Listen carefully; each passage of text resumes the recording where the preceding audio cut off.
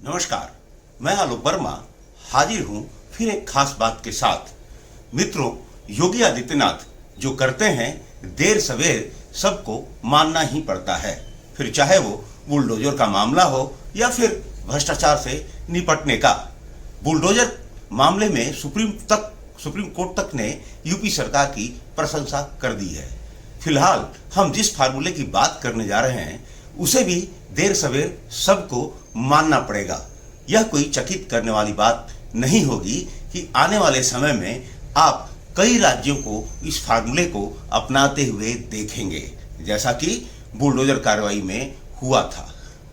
आप आजकल यूपी में संपत्ति घोषणा न करने वाले सरकारी कर्मचारियों के वेतन रोके जाने की खबर पढ़ते होंगे।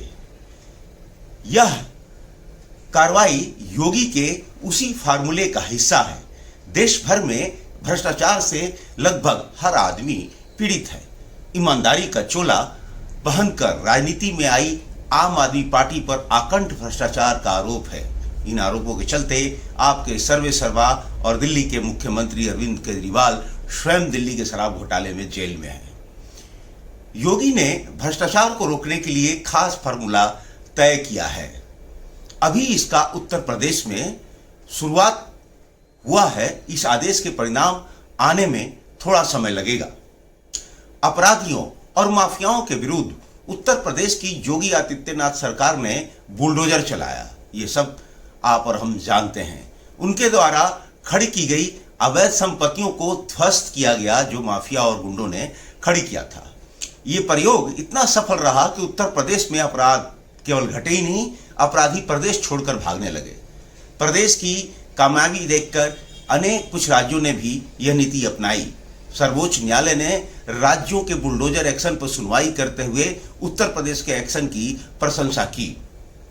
प्रदेश में भ्रष्टाचार को रोकने के लिए उत्तर प्रदेश की योगी आदित्यनाथ सरकार एक आदेश में राज्य के आईएएस, आईपीएस, पीपीएस, पीसीएस अफसरों की तर्ज पर राज्य कर्मचारियों को भी ऑनलाइन संपत्तियों का ब्यौरा देना अनिवार्य कर दिया है। सभी सरकारी कर्मचारियों को अपनी चल और अचल संपत्ति का ब्यौरा ऑनलाइन मानव संपदा पोर्टल पर अपलोड करने को कहा गया है। जी हाँ मित्रों, आप इसी से संबंधित खबरें पढ़ रहे हैं कि यूपी में राज्य सरकार कर्मचारियों के वेतन रोके गए क्योंकि उन्होंने अपनी संपत्ति डिक्लेरेशन नहीं की थी। हालांकि शिक्षकों, निगम कर्मचारी, स्वायत्त शासी संस्थाओं के कर्मचारियों को अभी इसमें शामिल नहीं किया गया है। सरकार ने इसके लिए समय सीमा निर्धारित करते हुए इसके लिए आखिरी तारीख 31 अगस्त तय की थी। आदेश के बाद भी बड़ी संख्या में कर्मचारियों ने संपत्ति घोषित नहीं की। सरकार ने इनकी सैलरी रोकने का आदेश दिया। पहले खबर आई थी इनका प्रमोशन भी रोका जा रहा है। अब यूपी सरकार ने कर्मचारियों को 1 महीने का और वक्त दिया है। ये सरकार की ओर से आखिरी अल्टीमेटम माना जा रहा है। जानकारी के मुताबिक मात्र 71% कर्मचारियों ने ही अपनी चल और अचल संपत्ति की जानकारी अपलोड की है। 2,44,565 राज्य कर्मचारियों की संपत्ति का ब्यौरा मानव संपदा पोर्टल पर अपलोड नहीं हो पाया है और इसीलिए उन लोगों के वेतन को रोकने का काम हो रहा है। उत्तर प्रदेश सरकार के चीफ सेक्रेटरी ने सभी विभागों के प्रमुखों को पत्र लिखा था। पत्र में कहा गया था कि सभी सरकारी कर्मचारी 31 अगस्त तक चल अचल संपत्ति घोषित करें, नहीं तो उनका प्रमोशन नहीं होगा। इसके साथ ही कर्मचारियों की अगस्त महीने की सैलरी भी नहीं जाएगी।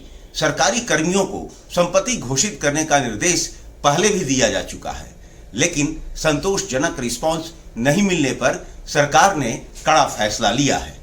यूपी सरकार ने अब आदेश दिया है कि कर्मचारी 2 अक्टूबर तक संपत्ति का ब्यौरा दे सकेंगे। पहले ब्यौरा न देने वाले कर्मचारियों की अगस्त महीने की सैलरी रोकने का आदेश दे दिया गया था।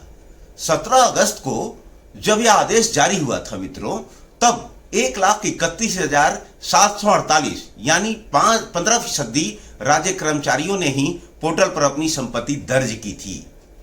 20 से 31 अगस्त के बीच यह बढ़कर 71% हो गया, 71% हो गया।